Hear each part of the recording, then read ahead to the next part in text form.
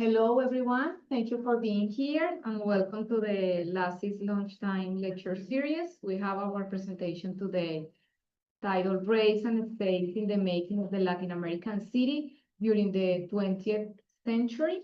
And our presenter is Tinker Visiting Professor Orlando Deavila Pertuz, who is our Tinker Professor at the History Department for the fall semester.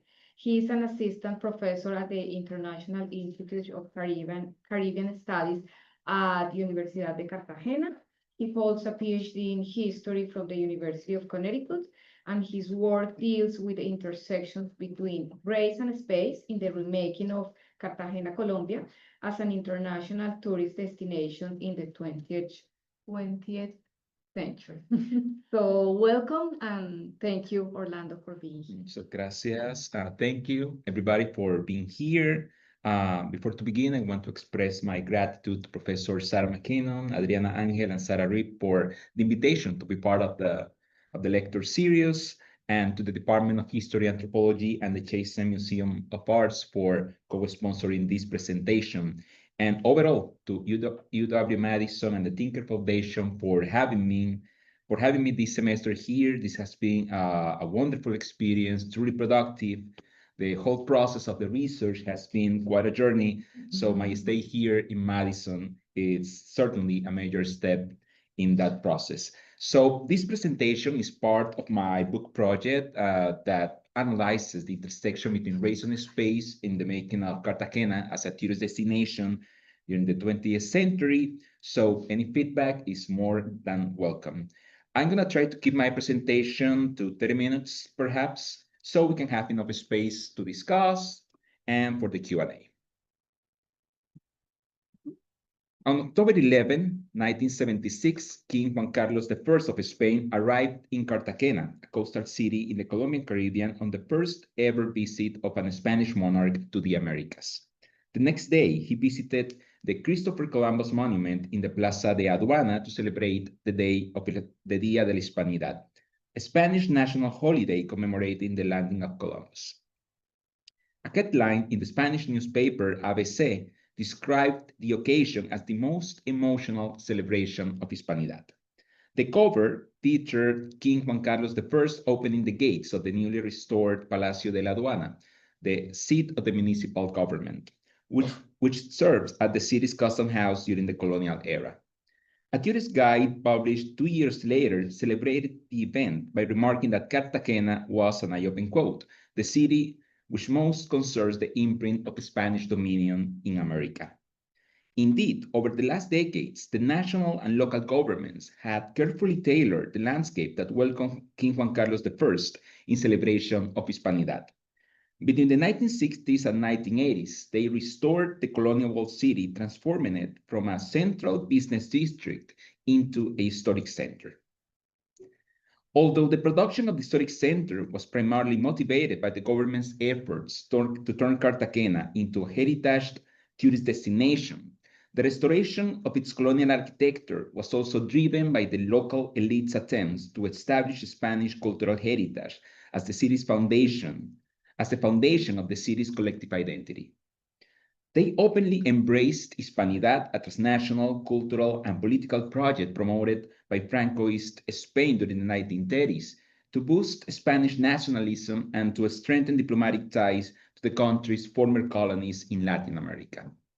Hispanidad was based on the idea that Spain and Latin America shared common cultural elements that prevailed despite the latter's independence. Latin American elites eagerly embraced this project because it provided an homogeneous set of values to foster a sense of national unity amid a diversity of their citizenship. It also offered a path to civilization without relying exclusively on European immigration. Local elites in Cartagena, primarily identifying as white and of Spanish descent, claimed to be the guardians of this civilizing project and work to translate it into the city's physical setting. This work analyzes how Hispanidad, a cultural project, and racial ideology guided the production of the historic center of Cartagena from the 1960s until 1984, when the city became a UNESCO World Heritage Site. Heritagization, the process by which the physical qualities of buildings and sites are restored to enable their display as the embodiment of the society's culture and history, was primarily based on restoring colonial architecture and imitating the aesthetics of cities in southern Spain. This work argues that the production of the historic center whitened Cartagena at cultural and aesthetic levels. According to historian George Andrews, whitening Latin American societies took place not only through the state's efforts to promote massive European immigration, but also through the physical transformation of the major cities of the regions based on modern European style and architecture. Following Colombian anthropologist Mara Viveros, whitening can be defined as a historical process that has privileged what is white as a synonymous of progress, civilization, and beauty, while restricting the social and symbolical space occupied by indigenous populations and people of African descent. From the early 20th century onward, elites inscribed this ideal into the urban fabric, appropriating European architectural styles and urban planning models to reconfigure cityscapes. This transformation led to the displacement and dislocation of Black communities from central districts. Alongside intellectuals, state officials, and artists, generated visual and textual narratives that effaced Blackness while magnifying the presence of whiteness. In the case of Cartagena, whitening through the physical landscape unfolded in an opposite direction. Instead of transforming into architectural modernity, the whitening process involved restoring the colonial landscape and removing anything that did not fit its aesthetics. This had an impact on the lives of Black citizens in the historic center as they faced stricter regulations that restricted their access to the city core. State officials and heritage experts considered their dwellings and use of urban space, such as street vending, incompatible with the colonial scenery. In that sense, I contend that urban whitening also materialized through the effects that it had on Black citizens, even though technicians and state officials addressed the historic center as a racially neutral space. As the racial ideology, Hispanidad was founded on the concept of la raza hispana, or the Hispanic race.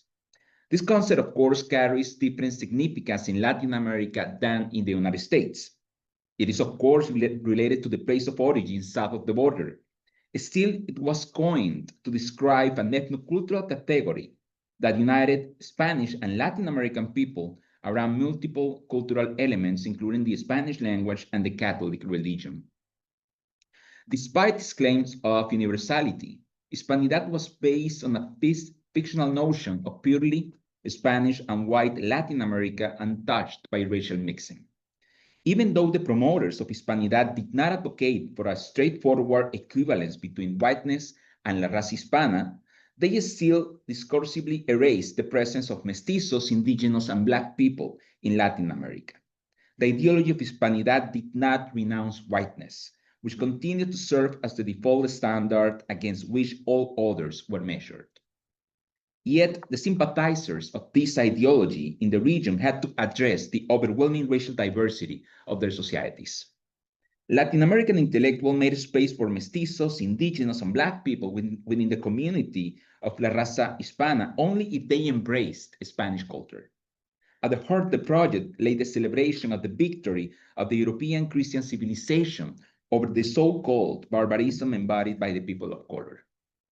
National governments in Spain and Latin America used the city's physical setting, including buildings and monuments, to convey the Hispanidad's cultural and political agenda.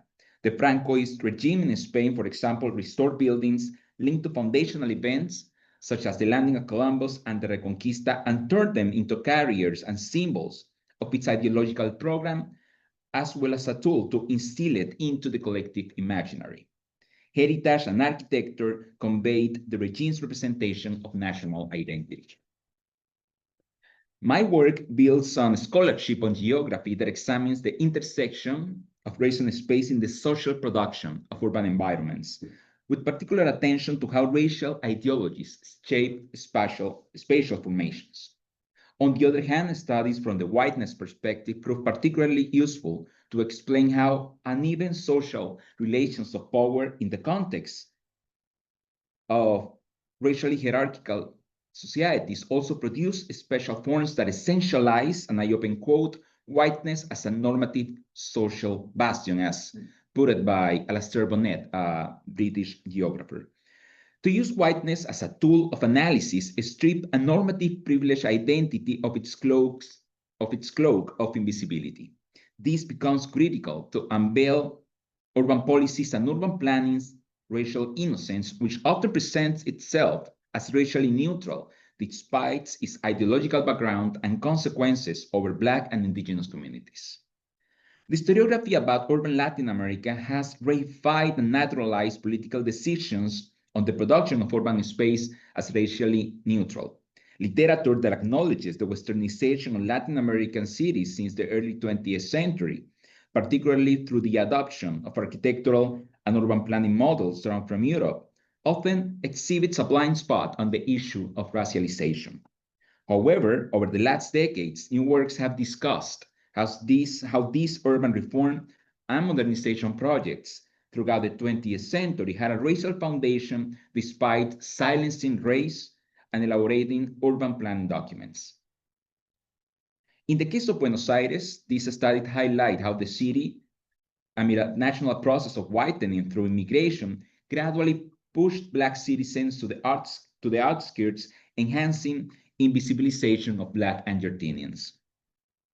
Other works analyze how urban forms in the early 20th century expelled Black communities out of the city centers of Rio de Janeiro, Salvador to Bahia, and Florianópolis, a process propelled by what historian Lorraine Liu describes as the naturalization of whiteness as the ideal outcome of modernization and urbanization.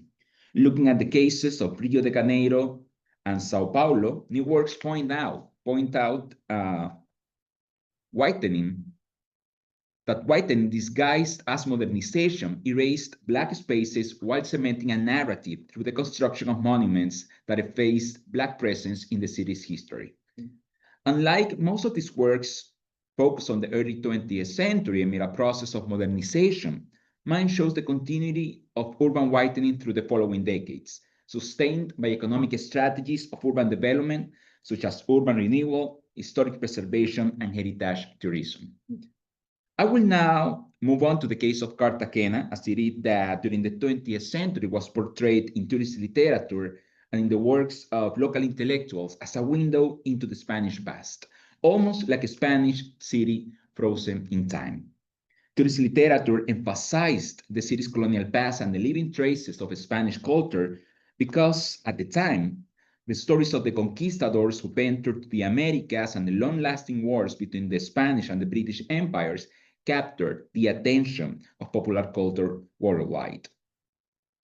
For local intellectuals, these descriptions perpetuated the notion that colonial towns and cities had historically played out as the link between the European civilization and culture. Accordingly, in the early 20th century, Latin American elites rebuilt their cities to reinforce, in the words of British geographer Alastair Bonnet, their association with European order, rationality, and technological superiority. However, these representations that emphasize the Spanishness of Cartagena contrasted with the everyday dynamics of the walled city, which had become a central business district with many colonial houses repurposed or replaced by neoclassical buildings. As the city expanded, the municipality tore down sections of the walls to open the area toward new frontiers of urban expansion. The Spanish architectural heritage was decaying over time, as was the colonial landscape that made Cartagena a lasting reminder of the Spanish Empire. In the 1960s, during the state efforts to prepare tourism as part of the national model of development, the city embarked on a process of heritagization that restored those elements that could boost the city's connection to its Spanish past and the Raza Latina. In 1963, Cartagena turned 430 years old.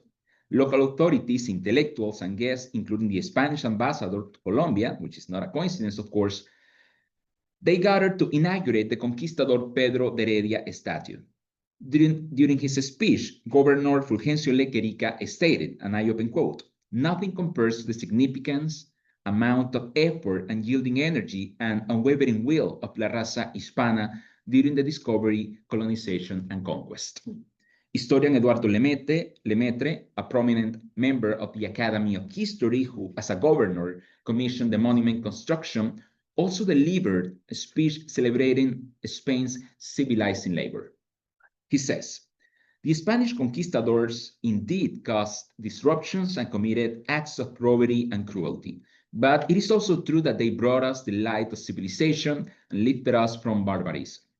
The New World was inhabited by barbaric tribes at war with one another, lacking even the rudiments of civilization such as the wheel and the alphabet, and above all tainted by the terrible practice of anthropophagy."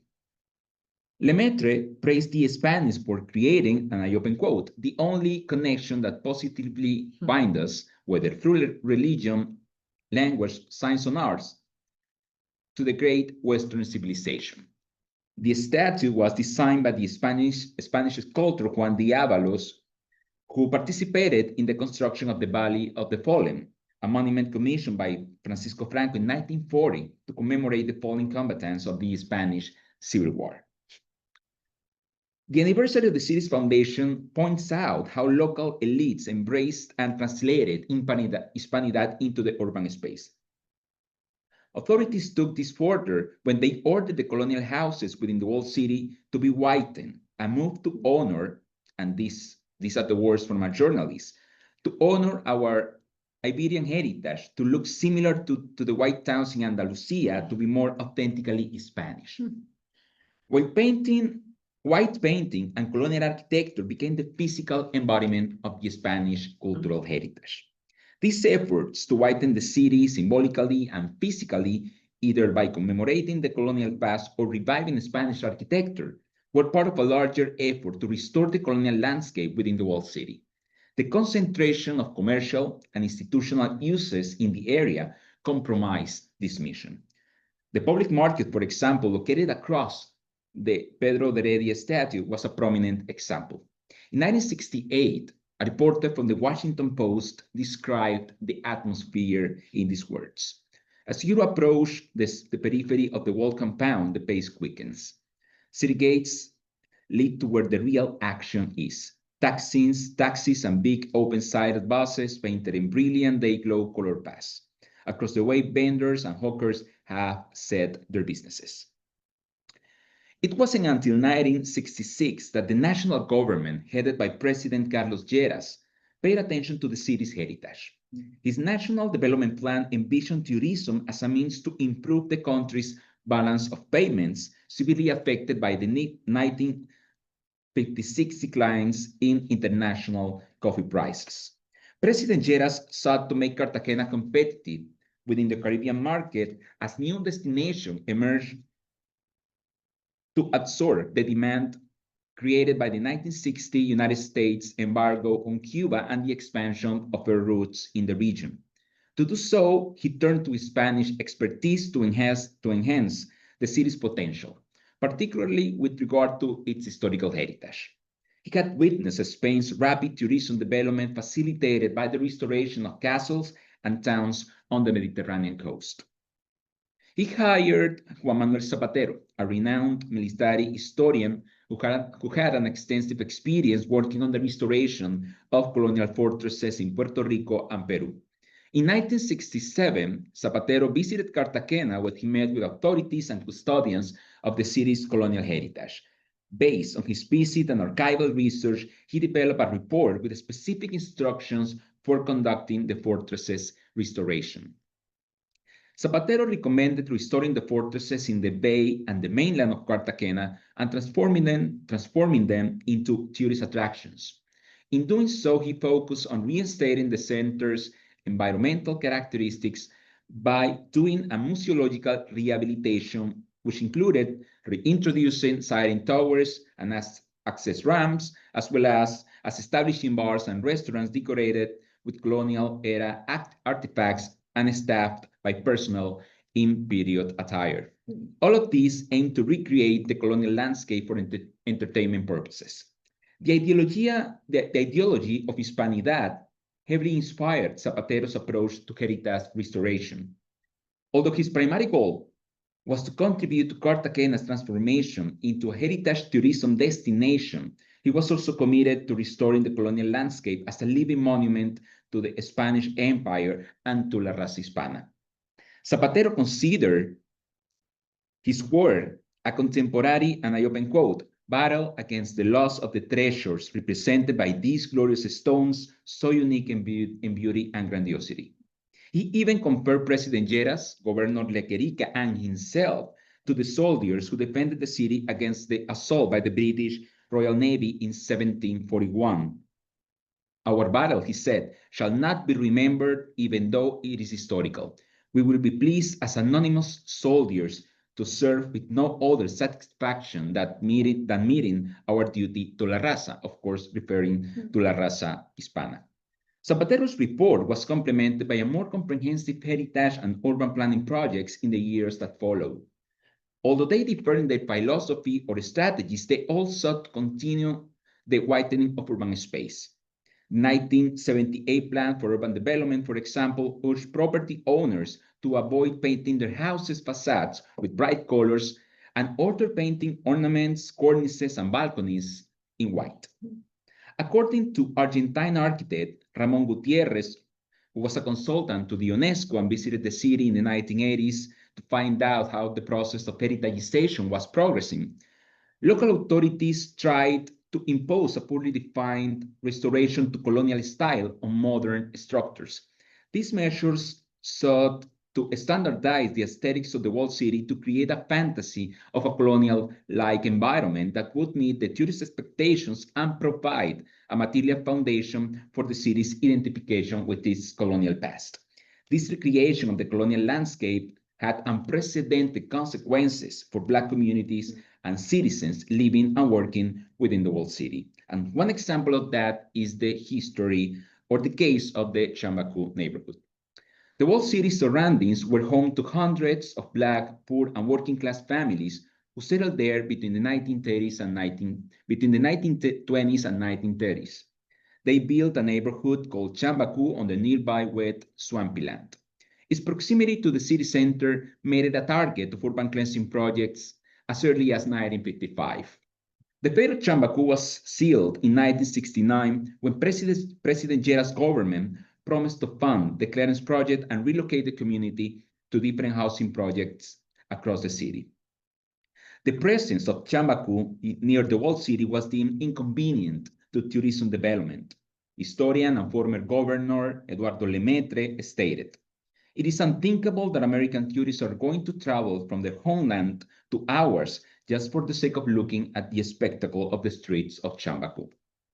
In 1951, after lengthy negotiations between state officials and Chambacu's residents, the neighborhood was cleared and the community was relocated to 5 housing projects between 4 and 8 kilometers from the walled city. The removal of Chambacu was the largest slum clearance in Cartagena at the time. Thousands of citizens, mostly Black, had to resume their lives in the southern periphery of the city. The distance tightened their already precarious economic situation, as many made a living working within the walled city as maids or street vendors. This removal did not involve rearranging vital social service institutions that could improve the citizens' living conditions. Reports indicated that despite obtaining decent housing, the lack of schools and employments, along with the disruptions caused by the resettlement far from the walled city, perpetuated the poverty. Heritagization also affected the street vendors walking in the walled city. Although street vending by Black laborers was common during the colonial era, contemporary imaginaries of the colonial landscape saw it as incompatible with the envisioned scenery. Since the municipal government ordered the removal of the public market, it also tried to clear some sections of the walled city of street vendors to reduce commercial use and remove any element that disrupted the colonial landscape. This, of course, affected female vendors from San Basilio de Palenque, a Black majority town 35 miles south of Cartagena. Its inhabitants descended from enslaved people who fled the jurisdiction of the colonial authorities and lived outside until they reached a peace agreement in the 18th century. Since the mid-20th century, they migrated to Cartagena, where they faced racial discrimination in addition to poverty, unemployment, and homelessness. Women from San Basilio de Palenque resorted to selling fruits and sweets in the streets of the whole city to make ends meet. However, as the widening of the urban space progressed, local authorities targeted the Palenqueras' work. The police systematically harassed them, confiscated their merchandise, and arrested them. Harassment usually came with racist slurs. Despite negotiations between the municipality and the vendors, street vending continued to be targeted through the following years.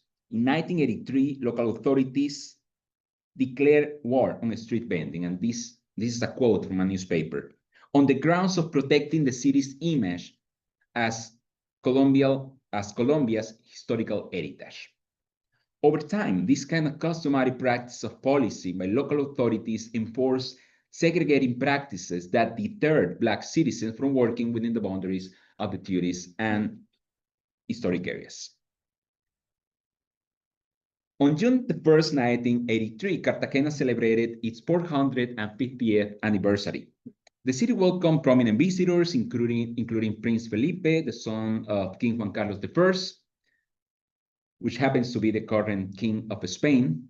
The all-white houses within the walled city were flags of Cartagena and Spain. Only a few months later, the mayor of the city announced the inclusion of Cartagena's port fortresses and monuments as part of the UNESCO World Heritage Site list.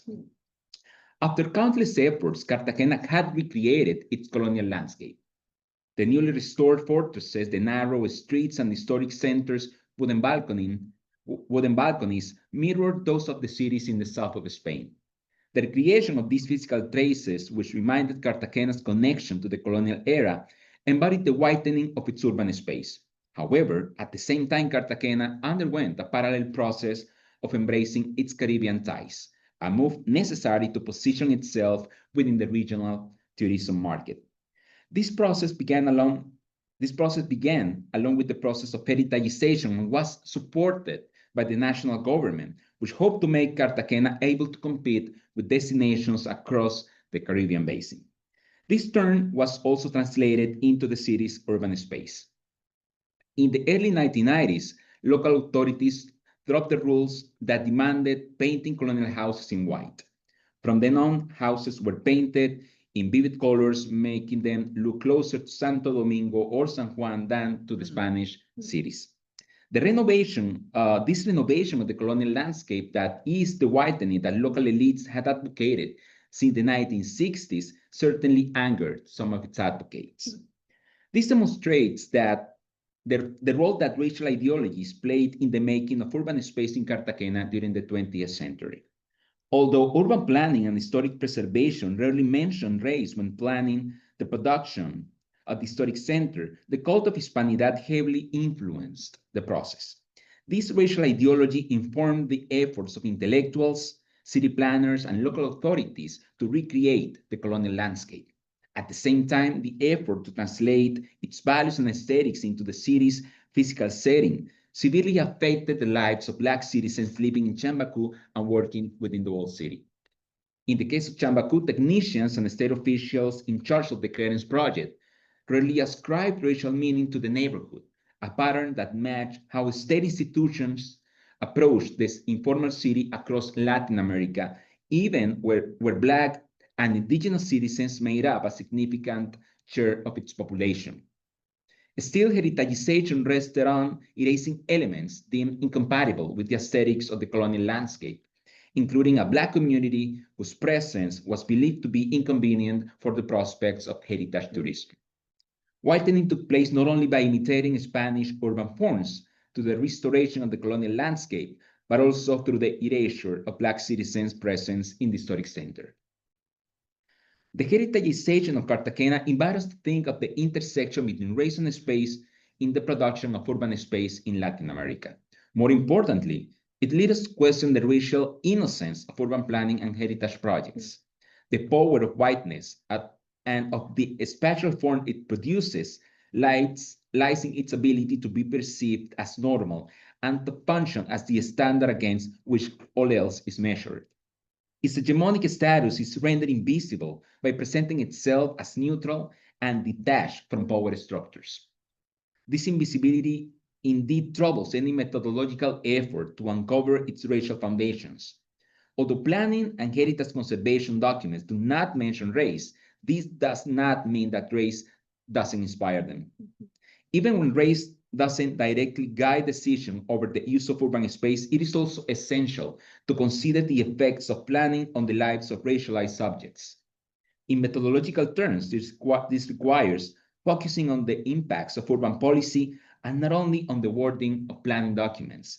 This might help us to unveil the role that race plays in the production of urban space in Latin America. Thank you. Thank you, Orlando. We have time for questions. Who wants to start? I have a question. Thanks for this really great talk, Orlando. I'm wondering about the Chambaku community because this was 1960s, 1970s. I'm wondering if there are folks that are still around that remember that displacement and I don't know if there are if a part of the project was some oral history around that, or maybe that those archives already exist. I'm curious about the living history there. Yeah, I wanted to hear more. Yeah, well, since this happened like 50 years ago, there are still a lot of people that used to live in Chambaku that suffered or went through the whole process of relocation. Many of them were children at the time. Some of them were perhaps a bit older. There is still, that's still pending a good oral history project that help us to recover those voices. When the 50th anniversary of the relocation took place, we visited the university, some NGOs and Afro-Colombian and feminist organizations. We organized like an activity with the members of the relocation of the communities where they were relocated, just to hear their voices, to create to talk to the city about the history of Chambaku, so it's not forgotten. So there is still a lot of people out there that have vivid memories of the relocation process, that are still pretty critical about the consequences. But certainly that's an historical project that is still waiting to be made. Yeah, because it seems to me that there has been a push in the last few, I don't know how long you're the expert here, to really engage Afro-Descendente voices, communities in Colombia. And so I see those two things in conflict, and where you end with the removal of the paint and you know, like that seems an interesting dynamic, and yet this community still, I'm assuming, is on the periphery. Well, it's not longer the periphery anymore because the city expanded so much that I would say that they are like in the center of the geographical center of the city. But of course, periphery doesn't have to do only with space. These are still marginalized communities that carry a burden of discrimination, are perceived as insecure, they face poverty, unemployment. So they are still facing some of the issues that they faced back in the day. So that's an expression of how this relocation process was not a solution to their plenty of social problems that they faced. And there is still in the city some reluctancy to address this issue. Whenever I try to discuss the racial background of the process, people say that this didn't have anything to do with race, that it was had to do more with class discrimination, perhaps, that they were poor and that was the reason why they were relocated. But their blackness didn't matter at all, even though the almost 95% of the population was black.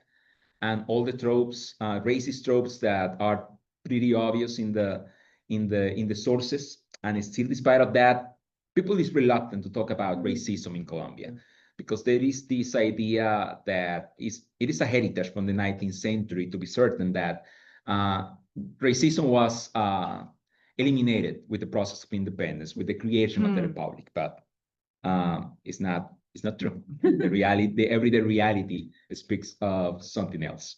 Thank you. Gracias, Orlando, por esta charla. Cannot wait for your folks. I wanted to ask you about were there any intellectual interlocutors that were also participating in this? Because, for example, in the case of Puerto Rico, Hispanismo first emerges in the University of Puerto Rico, and then it becomes part of the state project much later, right? And so I was wondering if in Colombia, particularly in la Universidad de Cartagena, was there any sort of conversation about Hispanismo that would legitimize this discourse? That's the first question. The second, you mentioned that the governor was a historian. He was, and so I was wondering if you could talk a little bit about his work, what type of work he did. Y lo otro que te quería preguntar very briefly is that, you know, you mentioned the president and then the governor. And so I was wondering about the tension between, was there any tension between what Cartagena wanted vis-a-vis what Bogotá imagined of Cartagena? Or was that, they were part of the same sort of conversation? And then the point below, si Chambajú is the place where they have the little negocios in front of the houses, right side in the city center.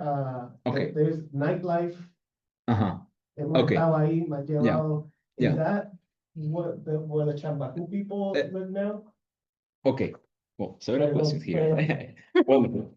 Well, Eduardo Lemaitre, he was part of those intellectuals in the city. He was a president of the Universidad de Cartagena during 1950s. He was a governor too. He was trained as a lawyer, as all historians in Cartagena at the time, because there was not a history program, of course.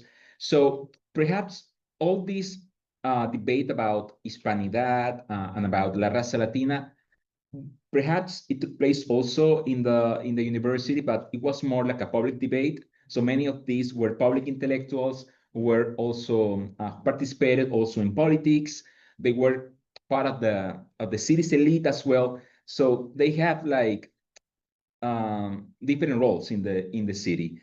And Eduardo Lemaitre is a fascinating character, because he's the one that talks about the things that no one else wants to talk, but still all of them are thinking at the same time. It was openly racist, just to be honest. And he wouldn't care about speaking out his mind in the newspapers in pretty and obvious racist terms. And that's pretty much the way that the elites thought of the Black people in Cartagena, but they were not so open about that. So Eduardo Lemaitre is a wonderful historical source to indicate that racism was real in Cartagena. That is not something that I am just making up for the sake of a scholarship.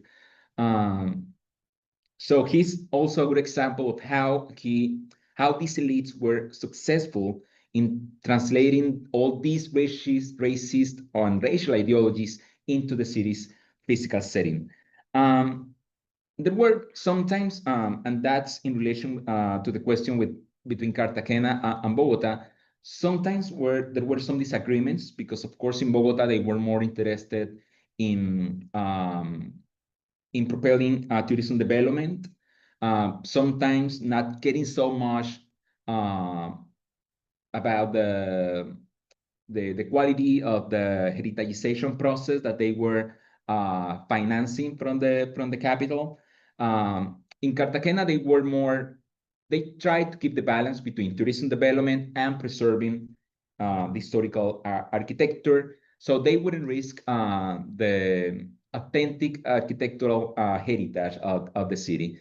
So there were some disagreements, but in general terms, I would say that they agreed on the basics, and they were able to actually turn Cartagena into a heritage tourism destination, which is the case to this day.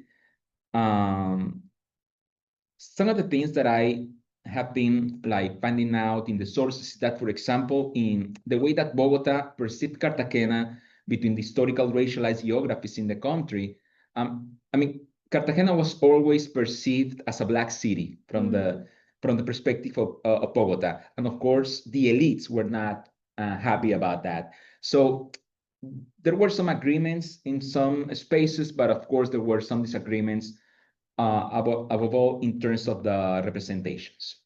And the last question, I think that you are talking about Getsemani, perhaps. Sí. They are pretty close. They were at some point connected in the 19th century, but they are two different communities.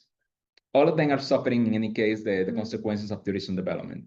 Getsemani is facing a process of gentrification in this moment. So perhaps not this removal, like in the case of Chambaku, but it's still gentrification, which is just a progressive form of expelling communities out of their cities and spaces.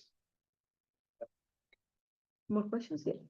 So thank you so much for your talk. I'm curious about the current situation in Cartagena right now, and if there are like groups or minority groups that are fighting to kind of like reestablish their landscape or make the landscape their own from this colonialist landscape that was established. And I'm also curious to know if the city hall or the government is helping on this fight on making landscapes as their own from citizens, or if they are actually wanting to preserve this Hispanic heritage of colonialism.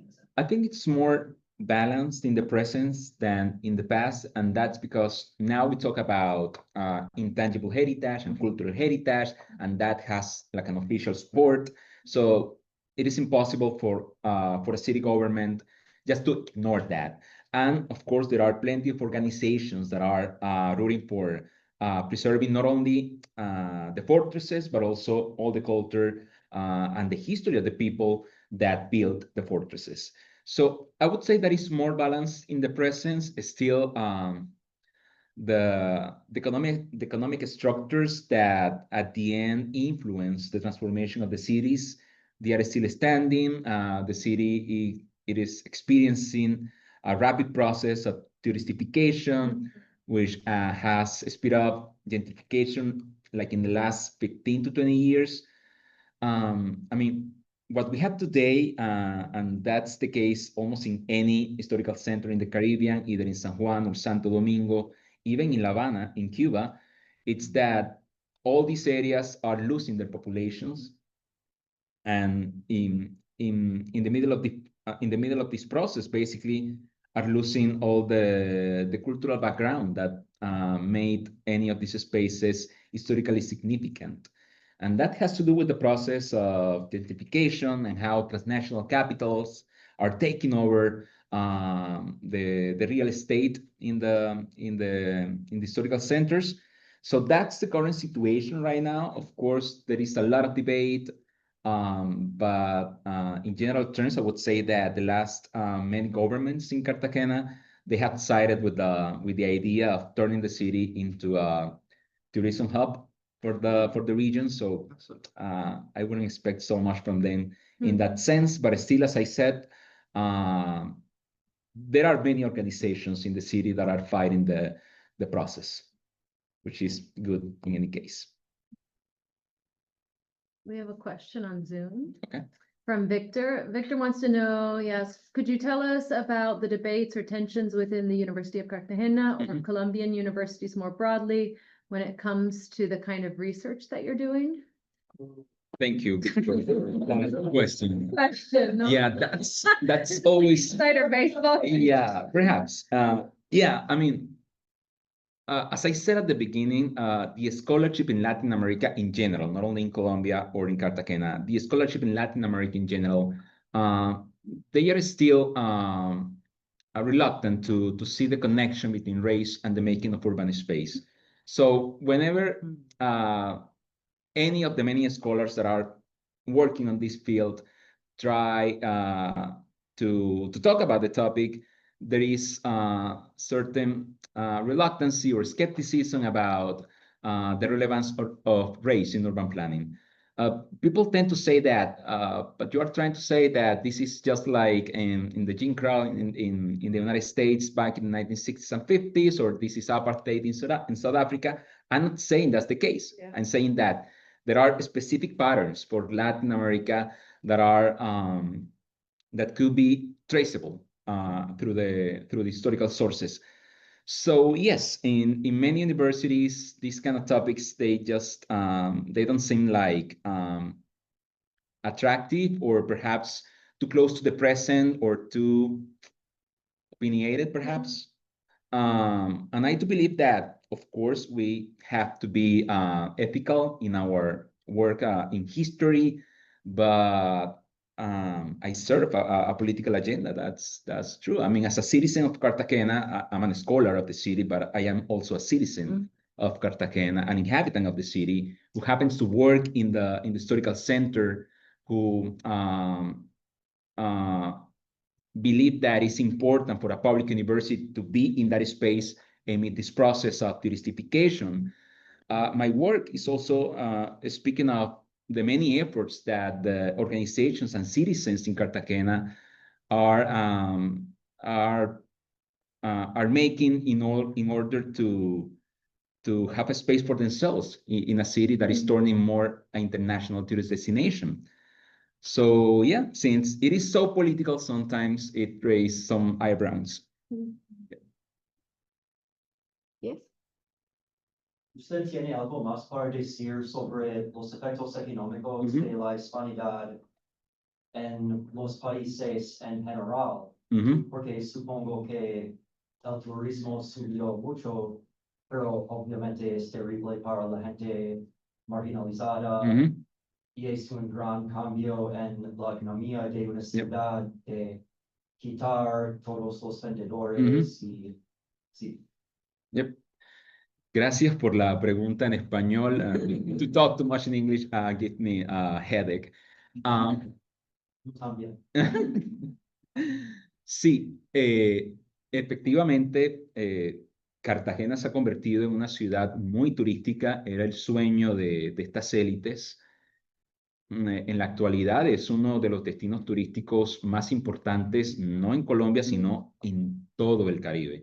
Estamos hablando de que a la ciudad llegan al año más de 1 millón de personas, en una ciudad que tiene 1 millón de personas. Entonces, esto tiene consecuencias.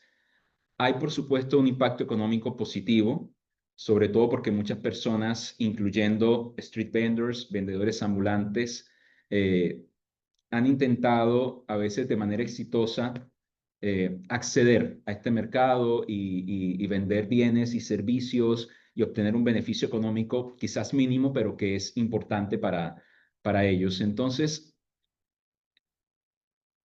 esa es la razón por la cual, aunque yo soy muy crítico de los efectos del turismo, también sé reconocer que es un sector económico importante para una ciudad como Cartagena y para un país como Colombia y para economías pequeñas en el Caribe.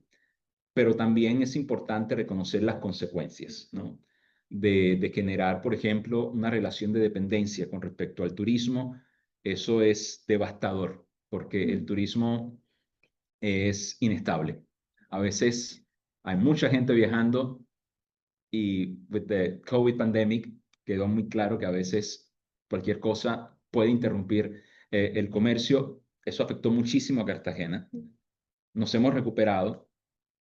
Afectó muchísimo a Cuba y no se ha recuperado. Entonces, when talking about tourism development and the effects that has either in the economy and in the lives of Caribbean and Latin American people, we always try to keep an eye on the balance, you know, to be able to acknowledge the economic benefits that come from it, but at the same time, the unavoidable consequences. More questions? Yes. Pues gracias. Yo acabo de encontrar que hay una novela de Manuel Zapata Oliveira. Zapata Corral de Negros. Sí. Bueno, sé que no eres crítico literario, pero no sé si Sí. Un comentario sobre su novela. Sí, esa, Dice que sí, de claro, verdad, entonces. esa novela de hecho lo utilicé muchísimo en mi disertación, porque yo sostenía y sostengo que lo que hace Manuel Zapata Olivella, que es el escritor afrocolombiano más importante, el intelectual colombiano más importante del siglo XX, es eh, poner en discusión el tema de lo racial cuando nadie estaba hablando de eso. Y lo hace en los años, en los 60, antes de que ocurriera la remoción de Chambacú. Entonces, él era un pionero en muchos sentidos, de manera que él pudo advertir desde muy temprano la centralidad de lo racial en lo que concierne a la historia, no solamente de Chambacú, sino en términos generales a la historia de Colombia, y es definitivamente un personaje importantísimo, no solamente en cuanto a la historia intelectual de Colombia, sino también en cuanto a la transformación que experimentó el país y a la visibilización del problema del racismo. Entonces, definitivamente sí, un intelectual muy importante y una obra clave a la hora de entender estos procesos. Yo tengo una pregunta. Yo sé que tu investigación se enfoca en el siglo XX, pero quisiera saber cómo esta tensión entre Cartagena representando la herencia hispana y como la ciudad española en el Caribe, y al mismo tiempo Cartagena representando el Caribe, como entrando a ese núcleo del turismo del Caribe. ¿Cómo funciona esa tensión o si terminan como alimentándose una a la otra? Bueno, ese es el quinto capítulo del libro, el capítulo en el que menos he avanzado. Yo creo que hay una tensión que cobra forma sobre todo entre los años 80 y 90, un poco ya después de todo esto de lo que les he hablado, y es cuando algunas personas en la ciudad y desde la capital de Colombia comienzan a pensar que es importante promocionar a Colombia y a Cartagena en específico como un destino del Caribe, porque era el mercado natural de Cartagena. Y eso va a generar resistencias. Hay, por ejemplo, una nota que pues no la presenté por temas de tiempo de Eduardo Lemaitre otra vez, donde él dice que Colombia no es una ciudad del Caribe, que eso es un invento. Colombia es una ciudad hispana, que esa es su historia. Y él decía, sobre todo porque eso de Caribe recuerda cosas negativas. Recuerda primero a estos indios bárbaros, palabras literales, ¿no? En quoting sus palabras, y también recuerda el mestizaje y todo este tipo de cosas cuando la historia de Cartagena es otra cosa. Entonces, sí, genera resistencias, pero al mismo tiempo eh, eso logra ser armonizado y coexiste en la actualidad. Estas dos cosas de lo español y lo caribeño, o lo hispano y lo caribeño, coexisten en la actualidad, porque de todos modos hacen parte de una misma historia, ¿no? Todo eso que hizo de Cartagena una ciudad aparentemente hispana, su arquitectura, sus fortalezas, todo eso fue construido con el uso de mano de obra esclavizada, ¿verdad?